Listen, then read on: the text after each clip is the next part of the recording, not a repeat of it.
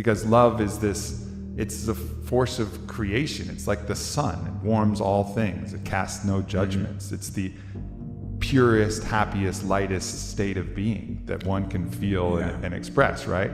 And so it cannot inherently be painful.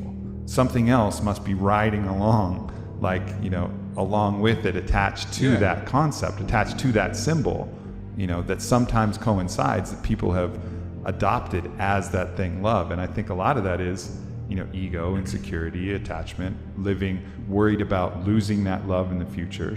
Or worried about something that happened in the past, or worried about all of these other things. But that's not it. Love in its purest form is always in the present moment. It's an expression, it's a transfer of energy, it's an emotion that comes in the present. And all of these other things are just little parasites that ride on, that people call the same thing. So I think separating the two, that which hurts is not love.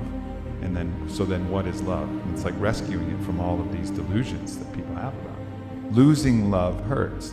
But then again, like, if you belabor that and you're thinking then, and that's just that rear view mirror thinking, like, oh, I once had this and my preference is that I would still have that, rather than just being in the present now.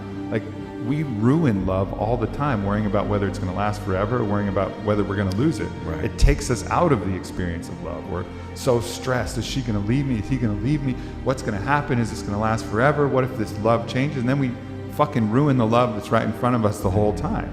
Whereas just if you stay to the present moment, experience the love that's there. I mean, imagine if you got to only see your lover for a weekend. It was like, just the way, if we knew that was happening, they had to go on a long journey, we would just soak up every moment of it, and then just experience it. And then when that person's gone, there'd be those moments where we'd reminisce, and that's fine to indulge in.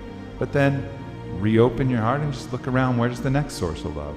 Just like stay to the present, because the present is where you experience love. And if we can anchor to the present, then we actually maybe can experience true love in a real sense. I think so many people are like, they're so attached to this idea of permanent love in a relationship or something, they never experience it in the present in the first place. Mm-hmm. They're worried about what that person's doing, how that makes them feel, what's going to happen. Just experience love every second that you can.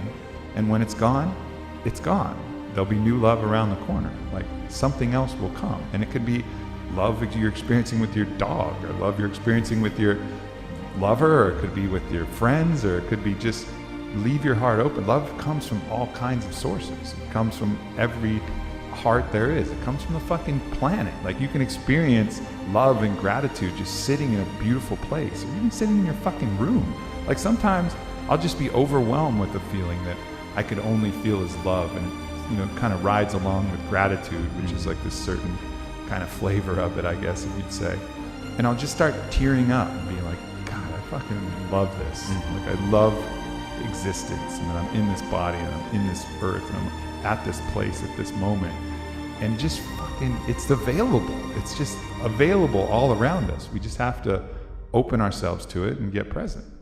It's available. It's all around us. There's suns shining all over the fucking place, but we put our shields up, we put our blast shields up, and we block ourselves from receiving it, because our mind is, tracking, the mind is very good at that. It's tracking threats and tracking dangers, and it's worried about the danger of losing this thing, which is really sustaining it's a happiness and life-sustaining force, love is. So the mind is tracking it, but in doing so, it's shutting itself off. It's worried that, if I feel too much, then it's going to hurt too bad when it's gone. It doesn't have to. You can just go from moment to moment.